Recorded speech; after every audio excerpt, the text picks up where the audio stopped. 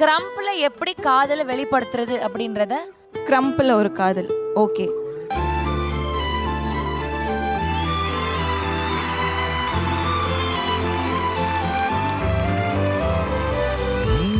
பார்த்த விழிகள், நீ பார்த்த நொடிகள், கேட்டாலும் வருமா,